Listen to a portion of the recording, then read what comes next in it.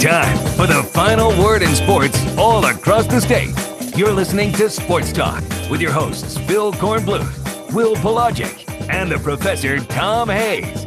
You've been waiting all day, so join the show now by calling 800-956-7266. I think it's too basic a metric to decide who the best teams in the country are. I think these days there's a lot more that could be put into it. I think scoring margins could be put into it. I think trends could be put into it. I think you could take out the bottom and the top games. I think there's a lot more ways.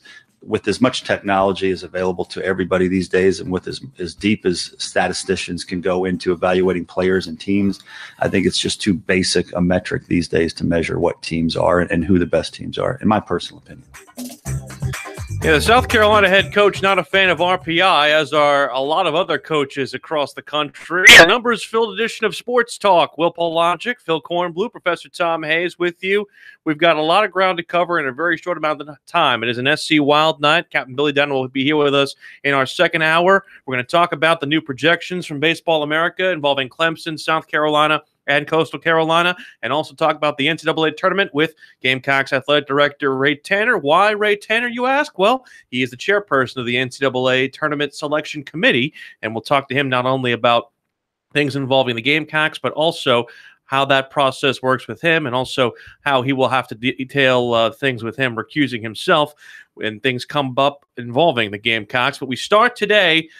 For the second time in about a month, we are talking about somebody leaving Clemson and possibly going to South Carolina, though the circumstances among the transfer of Clemson defensive tackle Josh Belk a little bit more complicated than what we talked about with the women's basketball situation going from Clemson to South Carolina. It was first reported by Larry Williams of Tiger Illustrated that Belk was seeking a transfer, and that the biggest rumor about it was that he was considering going to South Carolina, where he had looked when he was in his recruitment early, but then, of course, committed to Clemson on his visit. Phil Kornblue has been following this story all day for us, and you've talked to a couple of people with regards to this story. What were you able to find out? Well, we talked to his attorney. We've also talked to his coach at Louisville, who'll be joining us here at 6:20, William Mitchell. And basically, he's got a situation at his home, and he needs to be closer to his home.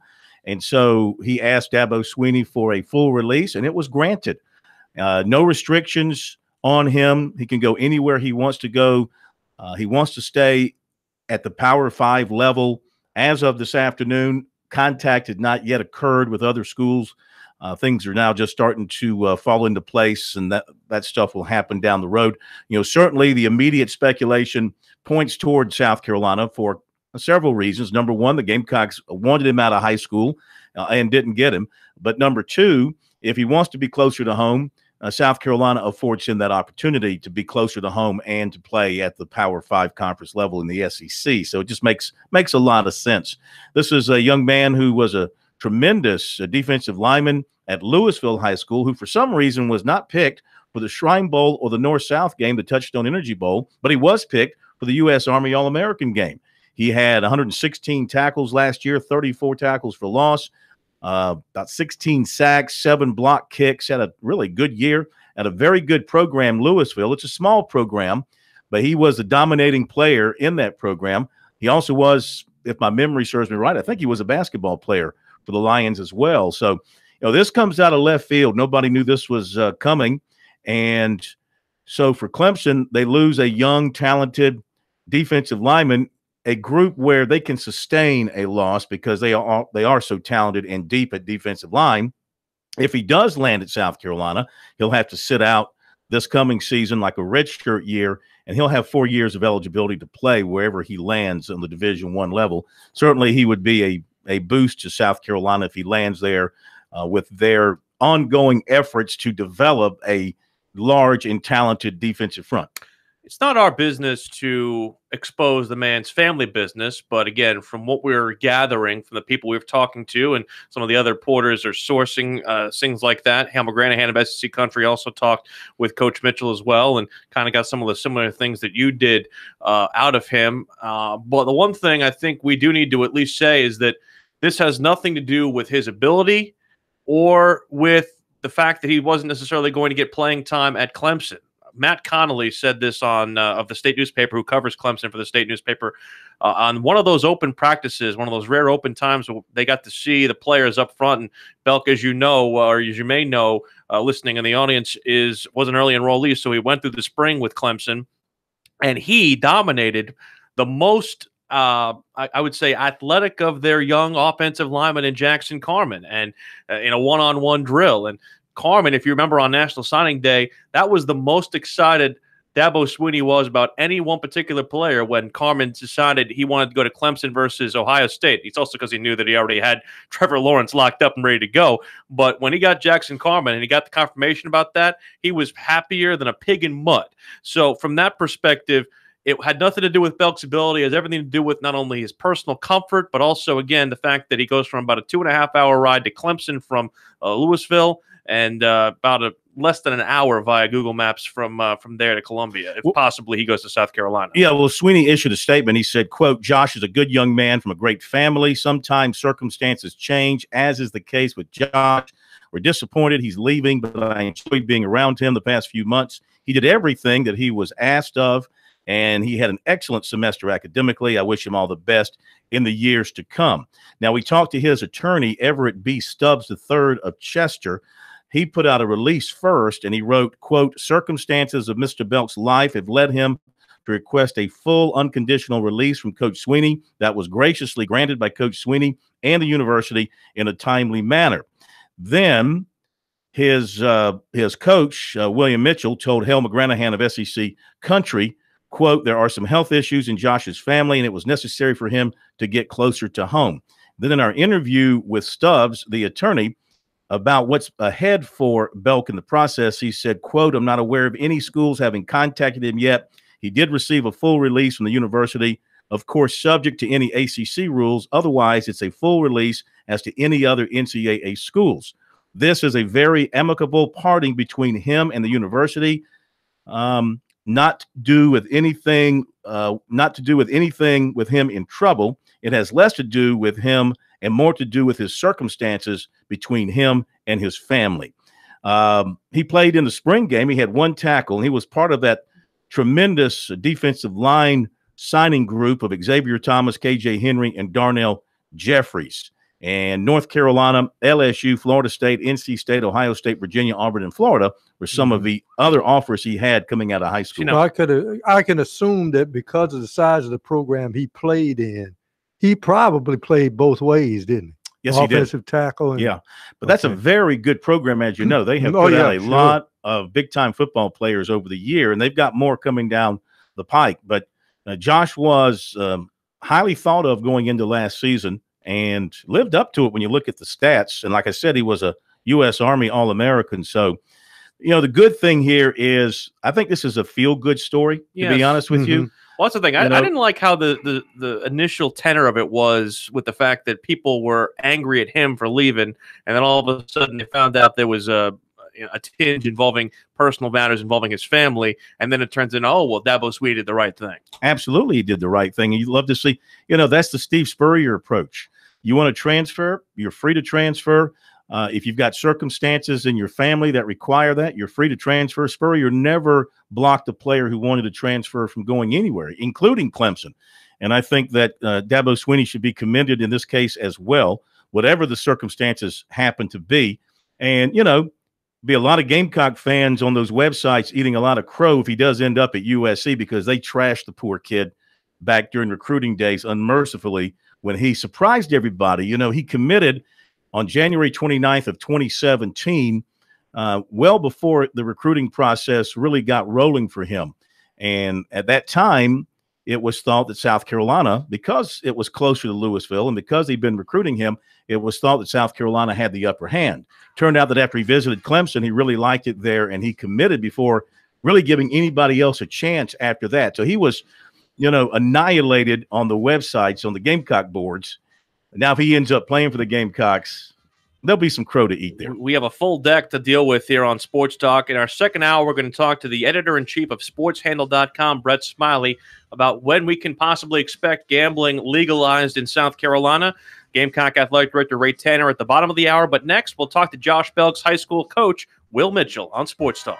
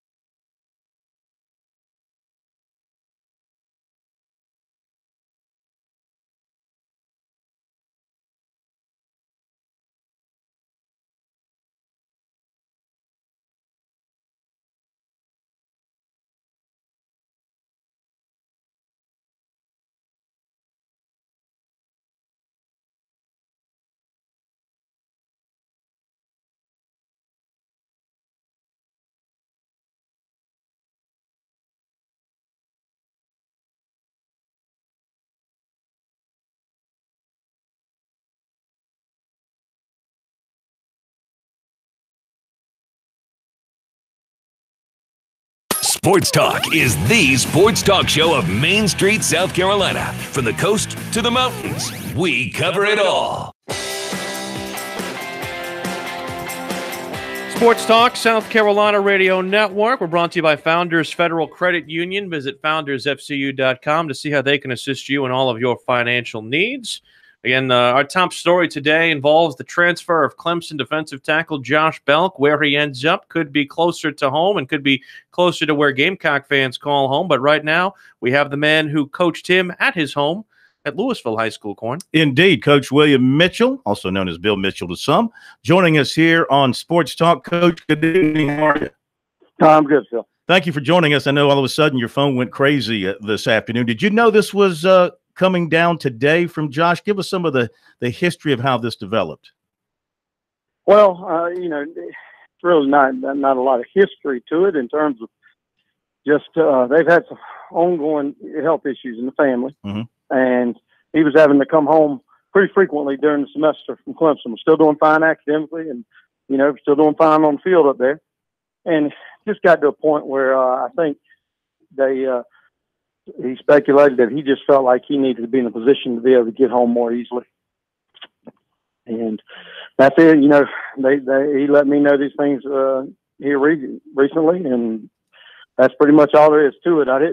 You don't want to say no comment, because when you say that, everybody jumps to bad conclusions. Yeah. But in this case, it's a family related thing. And I can't say enough about Coach Sweeney and the Clemson program and how they've handled this, of course. That just, a lot of programs, a lot of schools preach family. They did a good job of backing it up on this. And I know they had a couple lengthy conversations, but like I said, as far as, from my understanding, he was granted his unconditional release yesterday afternoon. So obviously the most important thing for Josh is to help out his family and to be as close to them as possible. Yet he went early to Clemson and, was fighting to find his spot on the depth chart and in the rotation. From what he's told you and from what you've witnessed, how difficult was it for him to come to this decision to leave Clemson? I don't think it was anything knee-jerk at all. He'd been on board with the Tigers for a long time. I just think, I guess it's a process as you go along. In this case, some things changed, circumstances in his family have changed, and it became a little more, I guess, that he really felt like he needed to be closer to them. And that's as far as I would speculate on that. Sure. Coach, as far as just kind of where this is and even looking back to during his recruitment, people were kind of wondering, why he recruited or he committed so soon to Clemson. I mean, could this be almost a cautionary tale for some to kind of let the process play out and maybe this is not necessarily to say against the young man, but this is kind of something where he makes a decision and then all of a sudden circumstances change. Maybe it's a cautionary tale and letting the process maybe play out a little further. Well, in Johnson's case, I don't really think so. And I'd hate to speculate and make a generalization, but in his case, Phil, it was well thought out. He was very strong about that decision, him and his family. And from moving on, there was never, I've been around some kids before have been recruited, and there's always that, that second thought, or you having, butterflies about it or whatever. And we never had that with Josh. Okay. Like I said, you just can't predict the kind of twists and turns that life puts out in front of you. And in this case, it became apparent, like he said in the statement, that circumstances led him to think that he needs to be closer to his family. So. Now, of course, every parent's dream is to watch their child become successful. In this case, getting a college scholarship and being able to earn his way through college. But was there any feeling that in lieu of just transferring, of just taking maybe a leave of absence for a semester and then returning to Clemson, was that ever thought about? Once again, I hate to speculate about the family conversation. Mm-hmm. It wasn't brought up around me on that. That's a good question, but it wasn't brought up around me. Sometimes you take a break. A lot of times with a small rural town in South Carolina, we get kids to take a break and they never make it back. Mm-hmm. Well, that's true. And so sometimes you get worried about that. Talking with Coach William Mitchell from Louisville. So let's move forward. And now that the word is out and he's available like a free agent again on the recruiting market for schools, have you heard from any coaches as of, say, 6:15 this evening? I've had some phone calls, yes, but before today, there's been no contact whatsoever. And I think once he decided this is what he wanted to do, Josh wanted to take precautions to make sure nobody, people tend to jump to conclusions. And now day and time, social media and everything else. And so he wanted to take steps that nobody would jump to those conclusions, that anything been in the works ahead of time or anything like that. But since the news broke, I've had a few calls. But to be honest, I'm not going to be involved in this part of it. That'll be him, and I've referred the calls on in his direction, the ones that he wants. Right now, I think he's asked that people respect his privacy. And like I said, we know his reasons for transferring. So, you can speculate on that, but I don't want to step in there and say anything out, myself. I just know that nothing was in the works yet. Sure. So. What do you know about his potential eligibility for the upcoming season? Obviously, he'll probably have to sit out if he goes elsewhere, but is there a way he can apply for a waiver just because this is done, obviously, with a special circumstance in mind? Sure. My understanding, of course, is that because it's a lateral move, he'll need to sit out a year. There hasn't been anything brought up about a hardship. I know the NCAA sometimes does those things, but that's not been a part of anything we've talked about or that I've heard spoken about yet. So I think my understanding when we talked is that he's mentally prepared to sit out if that's what it takes. Sure. Of course, the automatic conclusion from everybody is South Carolina for him. It's the school that he considered strongly along with Clemson back then. It's closer to home. South Carolina kind of checks all the boxes there if the Gamecocks indeed want to bring him in. Should people, be careful about jumping to that conclusion, or is that a safe road to travel? Once again, he's out of, he's not in school. I'm not seeing him every day. I'd hate to go out there and put words in his mouth or speculate. I know both those schools did a great job and a first-class job recruiting him. I know there was no ill will when it was broke. I mean, there was disappointment, but nothing, there weren't any bridges burned and that kind of thing. But that's up to Josh and his family now. You mentioned mentally prepared. What kind of player and what kind of state of player, I guess, would a prospective program be getting in Josh Belk as he comes in here towards a potential summer and fall semester? Sure. Well, here's one thing, and Clemson, the staff there figured this out pretty quickly. One thing about Josh playing there 1A, the automatic assumption is that he'd be behind everybody and stuff. And in some ways he is, but like I'll give you for instance, we didn't do a lot of one-on-one drills with Josh because there was really no point in it. There wasn't any kids that could match up physically against him in those drills. And so if we do them, he's going to learn stuff by bad habits. We're better off running them around and trying to get them in better shape and that kind of thing. A lot of times I'd send them over to run routes with receivers. And so my point by that is, when he got to Clemson, he's like a sponge or a blank slate, so to speak. And so his growth, he probably will be a little behind, but his growth rate is so accelerated. I mean, he's going to soak it up and kind of make huge strides. If that does make sense, what I'm saying. I know when he went to the Army game out in San Antonio, all of a sudden he's getting put in one-on-ones against people similar size and strength, and he excelled in that. And that's one of the things Coach Herron, who was out there coaching him on defense, said he was improving so much every day. And I think that's just something you can look forward to with Josh. Coach, we thank you very much for sharing what you can about this with us. Good luck with everything moving forward. We'll keep in touch. Go enjoy your birthday dinner tonight. Happy birthday. All right. I appreciate it. And I can't hang up without giving a shout out to those Lady Lions. They're trying to win the school's third girls state championship of the year tonight. Wow. So go Lions. You got it. Thank you. So Will Mitchell, Mark Kingston, and Gamecock Central's Colin Taylor all share the birthday of the 16th of May. Yeah, which is the least of those three, huh? Let me speak on behalf of Colin. You're left out, bro. Well, wouldn't you agree? He's just a member of the media. I just want to be fair to everybody involved. His mother wouldn't agree. South Carolina AD Ray Tanner next on Sports Talk.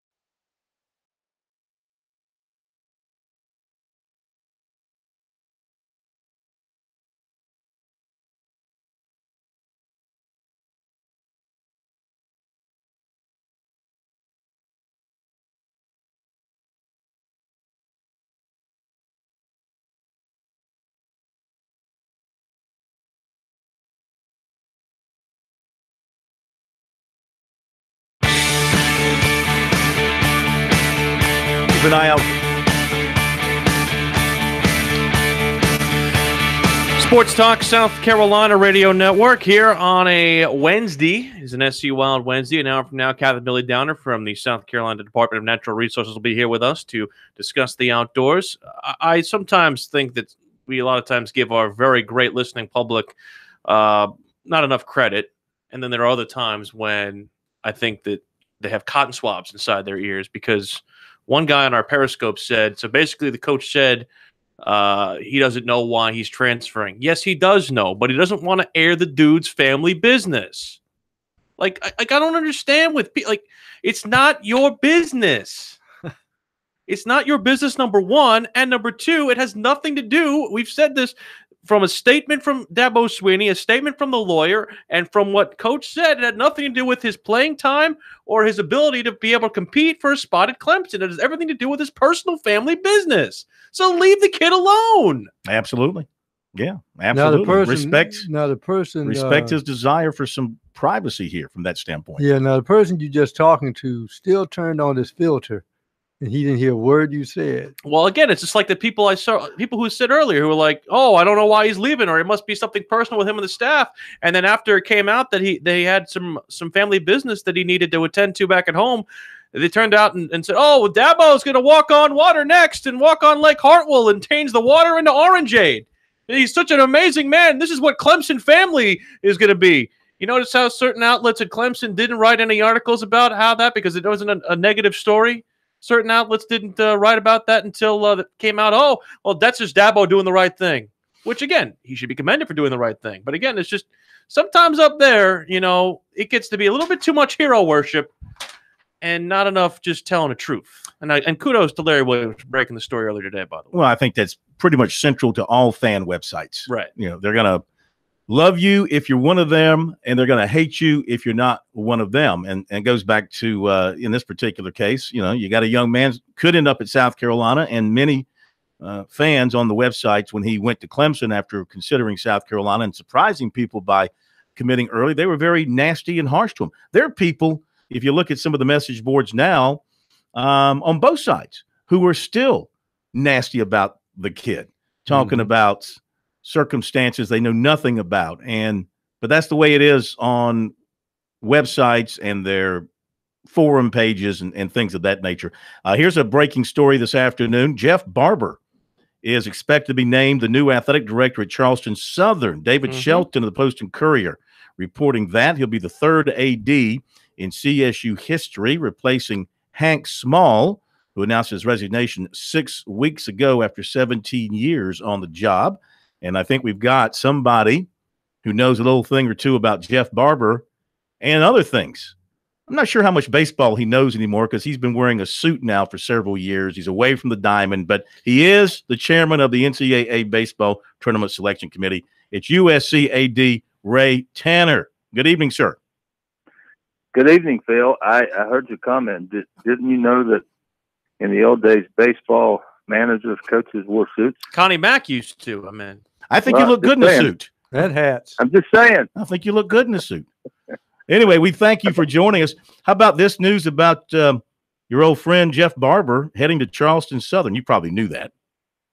Well, actually, I did get a tip that he was probably the leading candidate for that job. So we're delighted for Jeff, happy for Jeff and the family. Glad to have him back in South Carolina. Absolutely. We wanted to have you on. Yes. I have something that is also breaking. Former SEC Commissioner Mike Slive just passed away today in Birmingham. Oh, my goodness. Oh, man. I'm sorry to hear that. Did you hear that, Ray? Yes, I was tracking. We were, he's had the last week has been very difficult for him. And I was actually on the phone today with the president who was traveling, and Commissioner Sankey. And I guess it was around 3:30 this afternoon where he passed away. So a very, very sad day in the entire Southeast, the Southeastern Conference. A great leadership. We've lost a great man. Didn't mean to interrupt you there, Corn. That's fine. That's fine. And I know for Charles Bloom, and I haven't talked to Charles this week, so I didn't know this was happening. But, he was very close to the commissioner, having worked side by side with him for many years. You're a senior athletic director assistant there at USC, Charles Bloom. He was very close to him, and this is a difficult day for Charles. I was aware in the last few days that his health was declining, and Charles was not aware. We were hoping that our news for Charles would be much better, and had not shared all the details until actually this morning. So he was aware today that of the situation he was in, and Commissioner Sankey had kept us abreast as the day unfolded. But as I said, we've lost a great friend, a great leader, and a great man for the Southeastern Conference. He really did. He navigated the league into some terrific television situations, financial bonanza, and just a good person, no doubt about that. Well, let's get to why we really wanted to talk to you, which is about the upcoming NCAA tournament selections for baseball. You're the chairman once again of the committee, and I thought it'd be a good time as we are wrapping up the regular season. The tournaments are next week, and then you guys do your thing. What about across the country? What kind of year have you seen for college baseball? Is it a year where there are a number of really good teams across the country, or do you see some centralization of power again as we head towards the postseason? Well, I think that, I could get myself in trouble if I say too much, but I think that we're continuing to see a lot of parity in college baseball. There's been so many athletic directors and presidents in the last probably 8 or 10 years that have supported baseball at a high level, even though they might not even be in an A5 school. So it's gonna be difficult. I can tell you the SEC's had a great year. The ACC maybe not as deep as they have been in the past. Big 12 has some good clubs. Big 10 may be the best they've been in a long time, and then out in the Pac-12 they've got some really good teams. And Oregon State jumps out at you, but it's going to be as I always tell people. This is my third year on the committee. We get to 54 or 55 pretty good, and then that last 8 or 10 gets to be very difficult. And I'll just give you an example. You got a team like Wichita State who probably has 2 first-round draft choices on their club, and they are 7 and I think they're 7-13 in their conference. Mm-hmm. So it's a record that doesn't equate to the kind of team they got, and their overall record's pretty good. The RPI is pretty good. So it's going to be some very difficult decisions that have to be made. We got a lot of metrics. RPI certainly factors in, but it's not the all end all. And our job is to put the best teams in the field. And you'll get the questions about, well, this team finished 3rd in their league, and you took another team that finished 7th and ahead of them in another conference. So things like that do happen. But when you start, I always say, splitting hairs, you have to try to find out who the best teams are. And I'll quit talking, but we have a RAC committee in each region. We have 5 regions, and the RAC committees are comprised of coaches from each conference. They represent their conference, and they play each other, and they tell us what they see, and we certainly take notes. And then when we go to the room next weekend in Indianapolis, we'll watch every single tournament that's played throughout the country. We got the feeds to watch all the tournaments, so we know the 31 automatic qualifiers as we start to get to our 33 at larges. But before that, we'll see the top 8, top 16. Gamecock Athletic Director Ray Tanner joining us on Sports Talk. What's more important, body of work or how you finish? Well, I'm gonna tell you, I'm just one committee member. There's 10 of us, but the body of work is very important to me. It seems to be whatever sport you're talking about, it's how you finish. Well, you may be playing a very difficult schedule at the end of the year. So body of work to me outweighs maybe your last 15. We look at the last 15, but only from a comparable standpoint. You could go 12-3 and I could go 9-6, and they may be equal in my eyes. That we both played pretty good people. We're fairly successful, but it's a 3-game difference, but to me, it might be the same. How many SEC teams in your mind stand to get in at this point? Well, you just go right to the point, don't you? That's my job. I don't know. It's too early to tell because games to be played. 3 games this weekend, starting tomorrow. The SEC tournament next week. It could get very interesting. If you look at Kendall Rogers and Aaron Fitt, who are dedicated to our great game that we coach and play, they think there's 11 teams that should get in. We may end up eliminating a couple of each other by playing. So we'll see how it shakes out. All right, hold that thought. We're going to come right back to you. Thank you. Ray Tanner with us. Be back in a moment.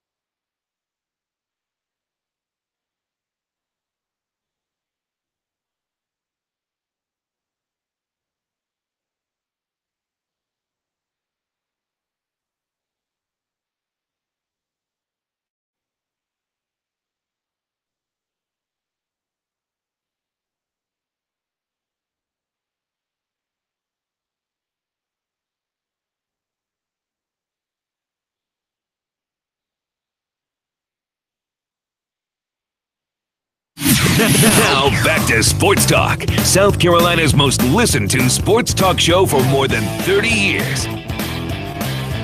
Sports Talk, South Carolina Radio Network. We're going to talk to the editor-in-chief of SportsHandle.com, Brett Smiley, to kick off hour number 2 about the thought about legalized gambling in South Carolina possibly coming to our state. Programming note tomorrow, in addition to our usual Thursday staples, which include Morgan on the Move and the Money Coach. We're going to talk to Bev Smith, South Carolina softball coach, in advance of the South Carolina Gamecocks in their regional this weekend. UNC Greensboro, Liberty, and Hofstra will be at Beckham Field this weekend. 7:30 is when the Gamecocks' first pitch is against UNC Greensboro. But now more with the Gamecocks athletic director, Ray Tanner.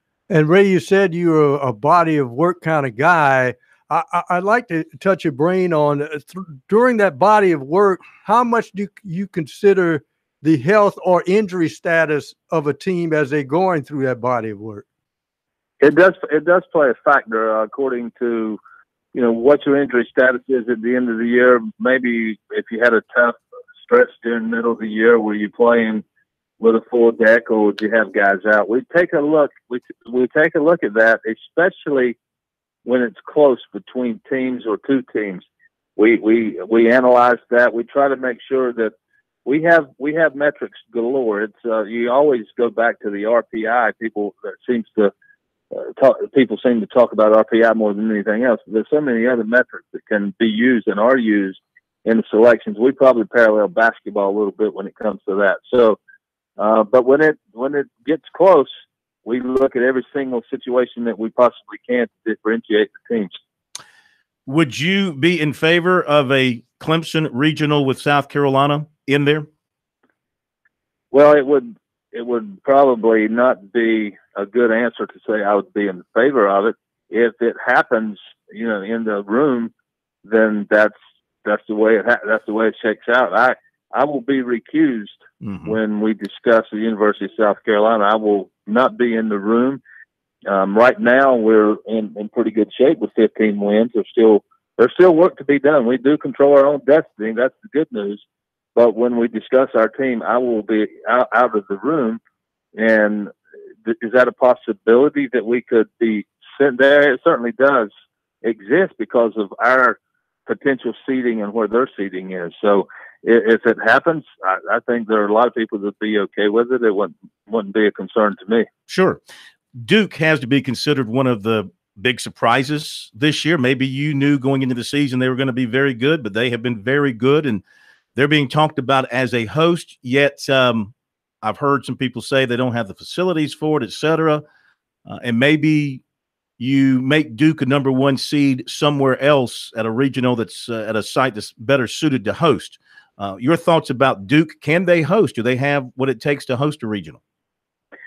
I think that they probably could host.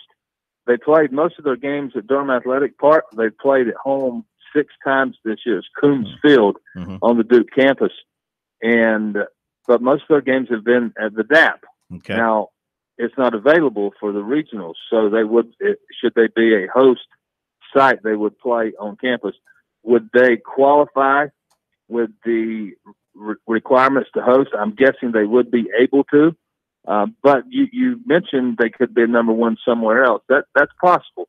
But I'm not. I wouldn't tell you that they're not capable of hosting on their own campus at Coombs Field. Sure.